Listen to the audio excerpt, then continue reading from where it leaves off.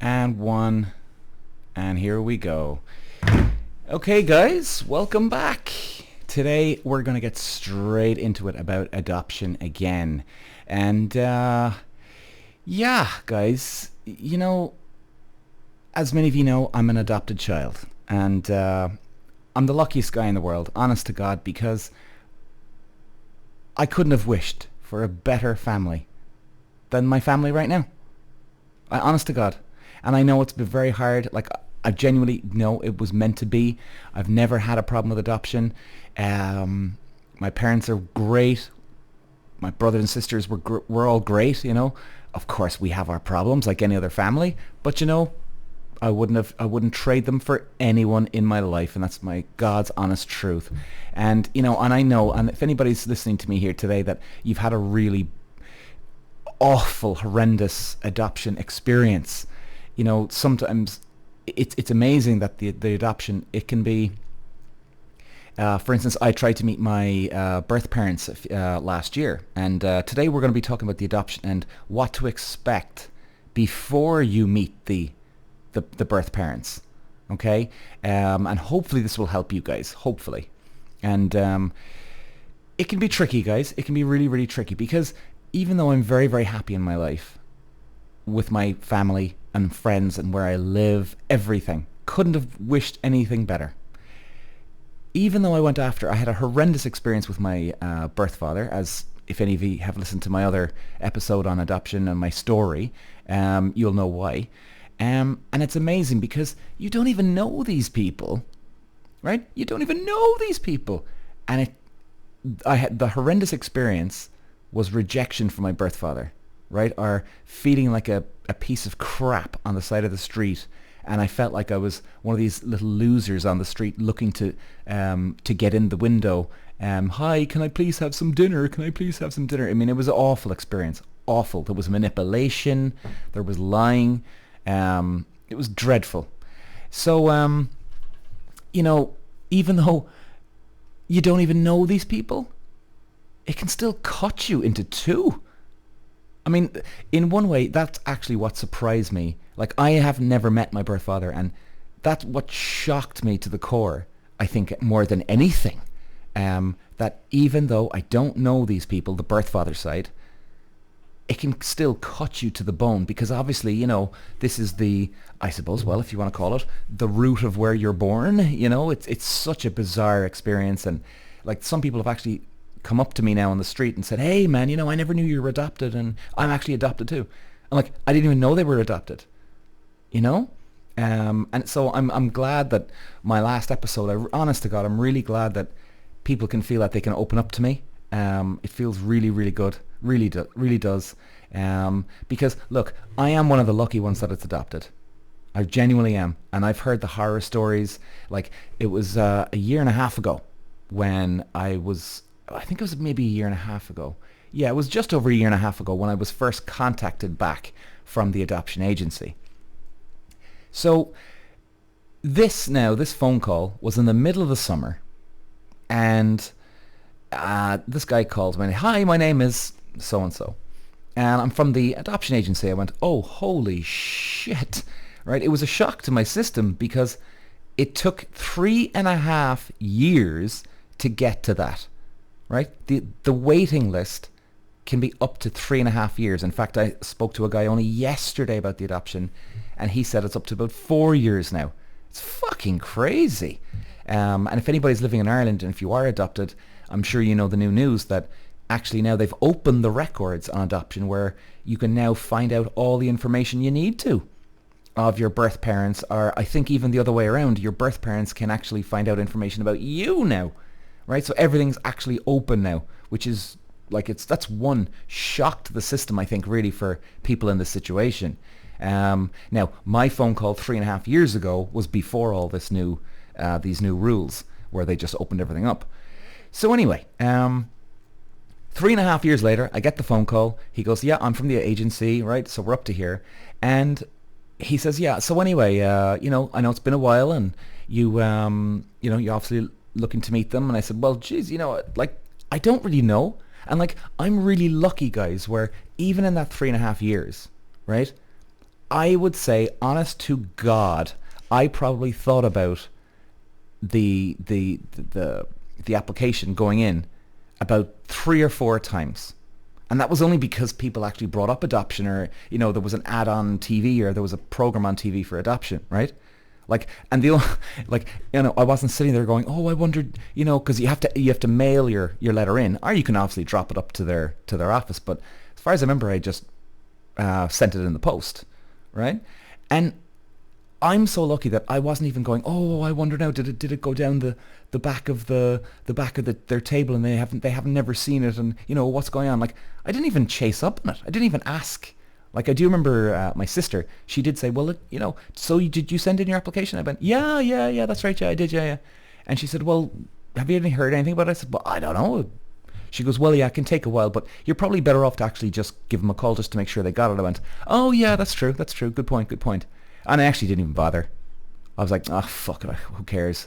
Like, so in fairness to me now, I didn't have a massive emotional investment to do this at all. I didn't. I just didn't.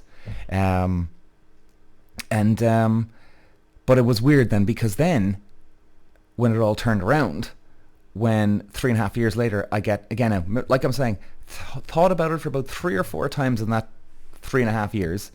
Then I get the phone call. I'm totally shocked. I'm like, holy shit, the agency? Oh my God. And I remember saying to him, I went, yeah, geez, how long has it been, man? And he goes, oh, it's actually 3.5 years, and it's around that. And he goes, I have some information about your mother. I went, and actually then I kind of went, whoa, okay. So it's such a bizarre scenario. He goes, yeah, actually she was 17 when she had you. And I went, holy Jesus Christ. And that freaked the fuck out of me. Like, 17, and she's from Ireland. And I did meet my birth mother, and she's a lovely woman. So at least I had a good experience on that end of things anyway. But I mean, it did definitely grab my attention that she was 17, because I just saw this poor little innocent girl that she didn't know what to do, so definitely, from that, actually, I was like, I'm not a curious person. I'm not. People go on about gossip and all that. I'm like, yeah, cool. Oh, really? No way. Like, we all kind of like the drama gossip of some stories or whatever, but I wouldn't be going out of my way to get some more information on this or that. I couldn't give a fuck. I'm in my own little world most of the time anyway. So, but I mean, this definitely did get my attention. No two ways about it. And in fairness now, look, some people might think I'm sounding shallow here when I say this, but a lot of people actually, there was a big part of this, I wanted to find out whether I was American or not, because a lot of people think I sound American, and I maybe look American. So in a shallow way, I still had that curiosity. And yeah, I just went for it anyway.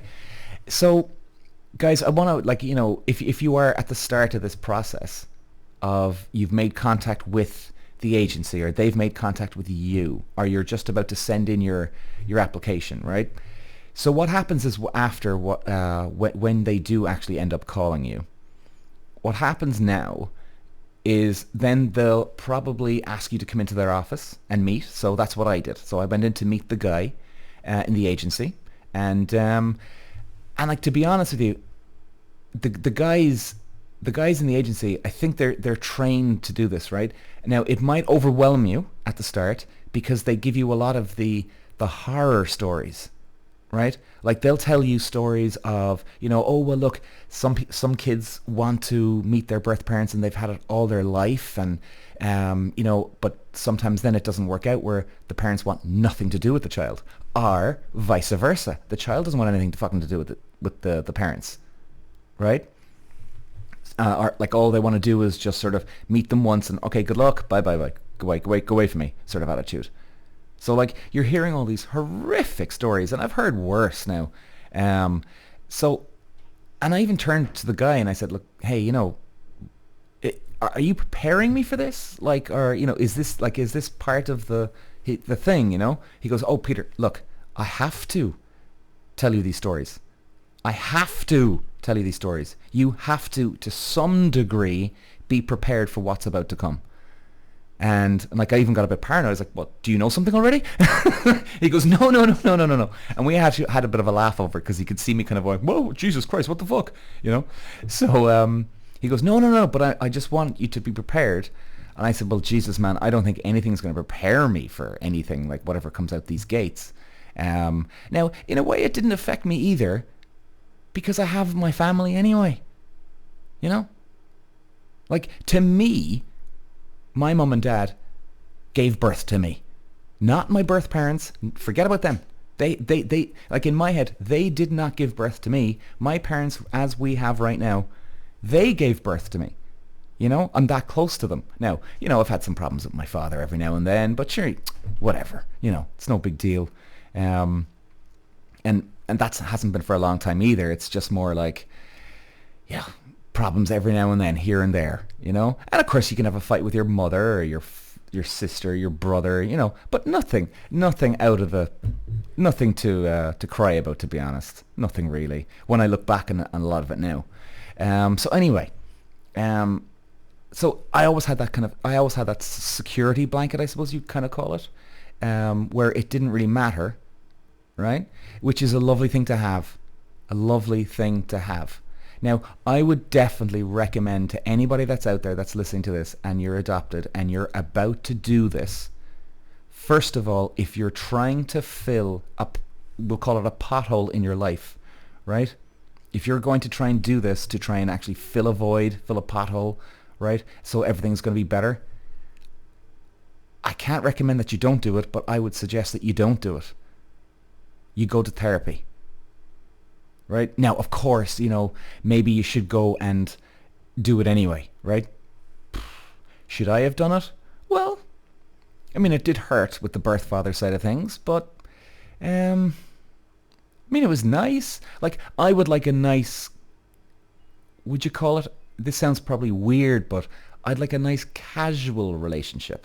Like, that's what I wanted with my birth father anyway. You know, maybe have a, once a year, twice a year, you give him a call. He gives you a call. Hey, how's it going? Yeah, good. How are you? You know, because I'm not a child anymore. You know, I'm an adult. So like, a bit of banter, a bit of crack on the phone. Maybe you meet once a year, but that's it. But you know, boundaries, guys. Boundaries.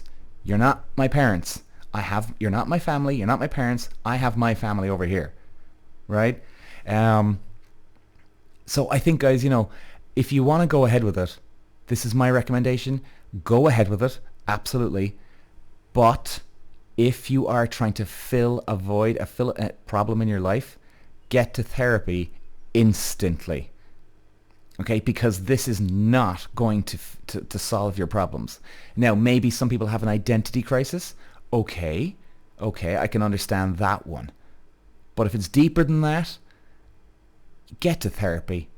You know? And even if you have an identity crisis, right? Like, guys, I'll tell you this.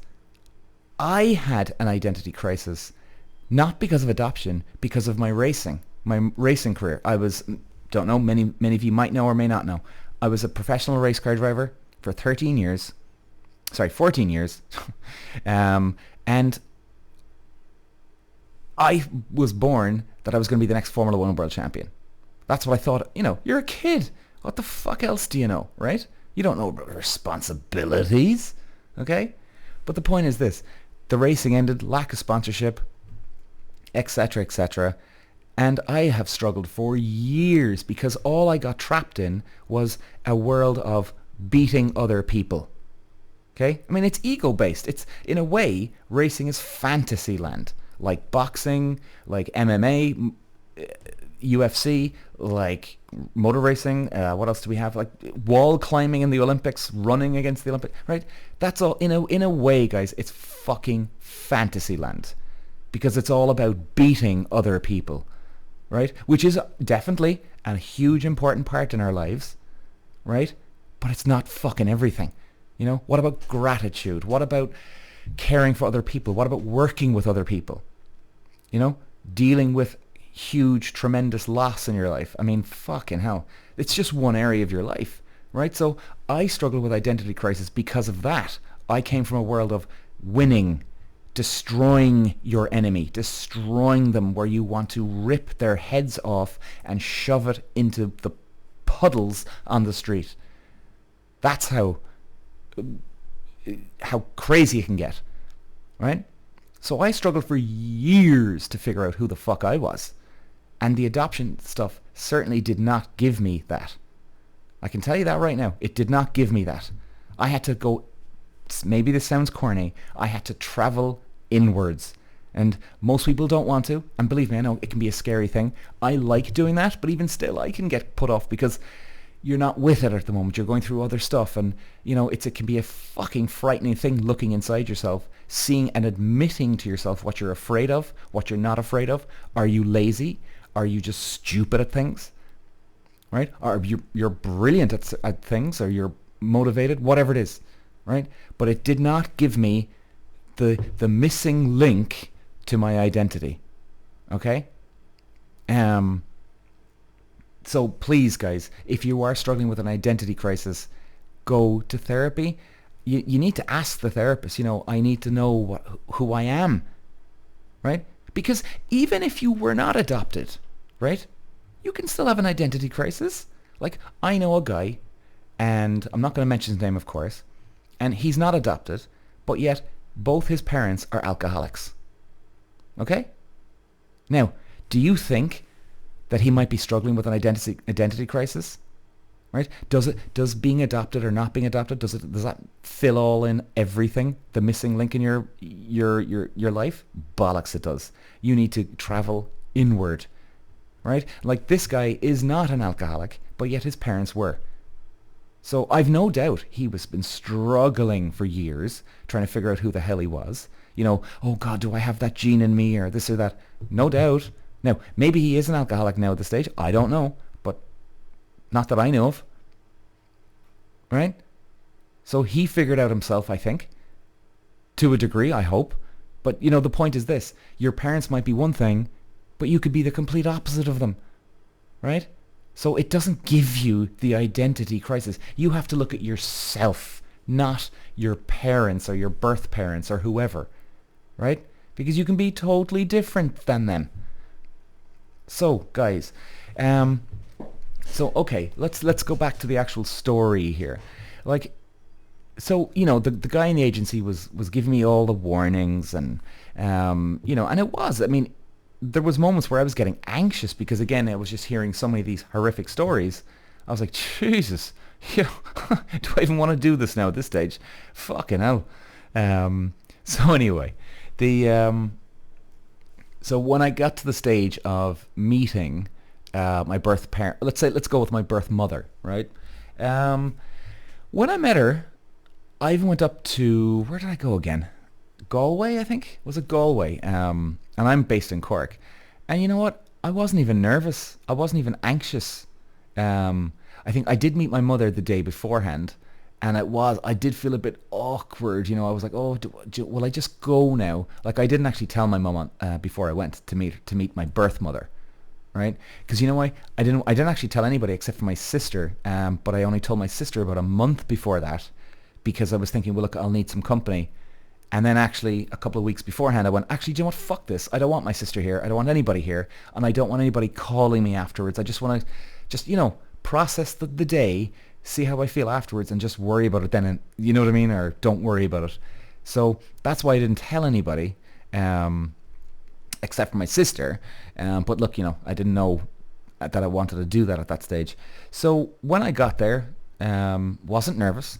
I'd say about 5 seconds before I walked in the door, I did feel a bit of a tremble in my legs. I was like, oh my God, what the fuck is this? But now, can you say that's fear or weirdness? I don't know what it was, because it was only for about 5 seconds. And then I met her and I was like, oh, so, how are you? And we had a good chat. And it was, like, you'd be surprised, guys, how much of you bring to the table, right? Like, for me, when I went in the car on the way to meet my birth mother, I felt like I was going to a business interview. I wasn't nervous. I was just sort of, okay. I was sort of thinking about the day. I was like, okay, well, look, I'll meet her. So what happens then? Now, I wasn't filtering down what to say to her. No, not at all. Not at all. But I suppose I was just kind of going, geez, what am I going to talk about with her, actually? This is weird. You know? So even I was in the car on the way up, I was even thinking, okay, well, look, if the conversation goes a bit dry here, maybe bring up that or bring up that. So in one way, I was preparing myself that way for like the dead silences. And, I was thinking, geez, how long is this going to be now? And, so anyway, so yeah, like you'll be surprised how much you bring to the table. So like, again, what I'm saying, you bring yourself to the table in terms of when I go to a business meeting, I'm not nervous per se, depending on the meeting, but I'm not nervous. I'm thinking of, okay, this is the strategy, or this is what I'm going to do, or look, if things go a bit silent, this is what I'm going to do. And I did the exact same thing. So please, if you are going to meet your birth parents, believe me, you will arrive on the day. Your own personality will be there. No matter how nervous or anxious, like I slept perfectly the night before. I was grand. I was absolutely grand.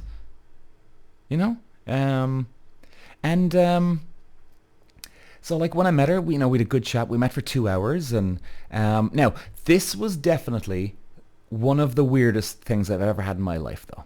Now this is kind of it's almost kind of funny. It wasn't traumatizing. It was the first time in my life I was in a room where I actually looked at a person that I looked like, or kind of I could see traits in me and her. Now that did get me, or not get to me, but get me. Sorry. Right, it was like, what the fuck is this? And it was actually kind of funny, and I even did laugh in the room. I went, Jesus Christ! I just see the way you do that with your head. I do the exact fucking same. What the fuck? So it was a good kind of weird, It was a funny weird, actually. I have to say, it was a funny weird. And like, I'm an adult, so like all my life, all of a sudden I walk into a fucking room with somebody that is kind of acts a bit like me or looks a bit like me, and you're just like, okay, So that was funny. That definitely was funny. That was definitely the weirdest part of the day. No two ways about it. And yeah, so we had a good chat, and we said, look, we definitely meet again. Really, like, there was a bit of hassle for me afterwards because she wanted to meet me again soon, and totally understandable, Jesus, why wouldn't you, I suppose, why wouldn't you? But because I had such a horrific experience with my birth father's side, I asked, I just need some fucking time here on my own, I just need some space. So guys, what I would say to you is, and by the way, look, I am meeting her again. Right, and it's lovely because actually I'm bringing my mother along, so I'm bringing my mum to meet my birth mum, and then I'm bringing, so there'll be the three of us, plus her son is coming along as well, which is really cool. It's really nice. So I think it kind of takes a bit of pressure off. It's not about just me. At the end of the day, now it's about all of us. We're all in it together, so to speak, which is nice. And I think it'll be a good, fun day. Hopefully it will be anyway. Hopefully it will.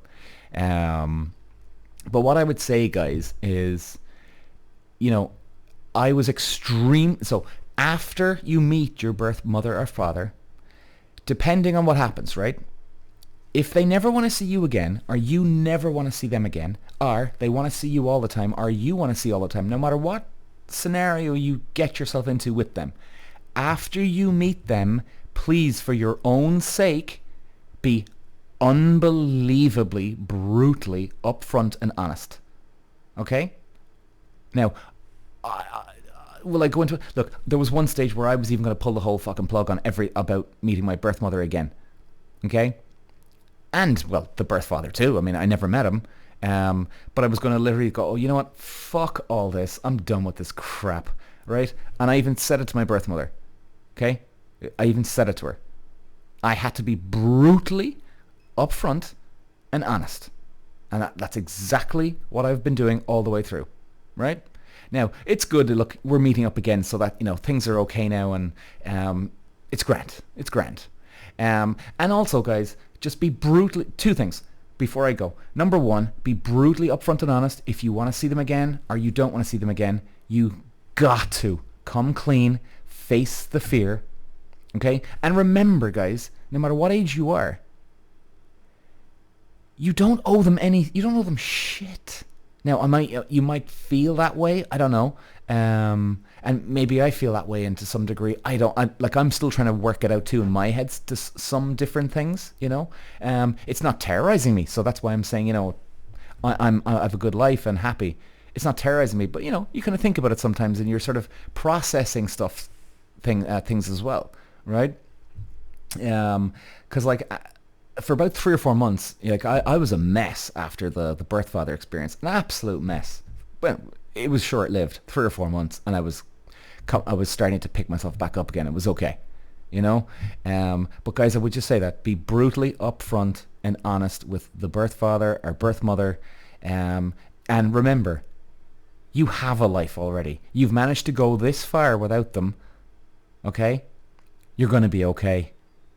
You're gonna be okay, and just remind yourself of that. That's just the way it is, right?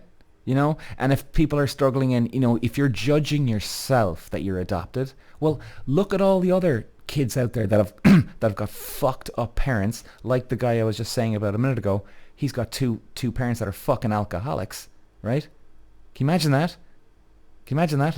And I do know, but this guy, he called them at 2:00 in an afternoon on a Friday, and they were both absolutely out of their minds drunk. Can you imagine being born into that? That'd be horrific. You know what I mean? Some people would rather be adopted at that stage. Do you know? Now, I'm not saying that rather means as in it's a bad thing. It's not a bad thing. I got really lucky. Really fucking lucky. So, but just remember that through the dark comes the light. You have to put yourself into the dark. Face your fear. Face your dragons, your monster inside you, your huge, massive demon in your head, right? Go to therapy. Talk about it. Be self-aware, right? And things will be okay. Things will be okay. Have boundaries. If you don't want to get too close to them, well, then you say, look, you tell them back off. Okay? You tell them back the fuck off. All right? So, guys, I hope it helps. I'm on my social media platforms, and look, guys, if there's anybody that ever wants to chat about this, because I do know some kids that, excuse me, some kids, they get together and they have chats about it because there's someone else in the same boat as you. Okay?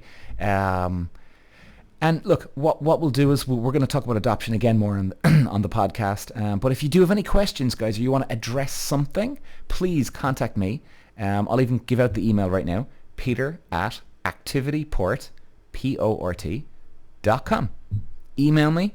Even if you want me to discuss a certain topic on the podcast, I will do so. And of course, it's all anonymous, guys. I never mention anyone's name, okay? I would never do that to anybody.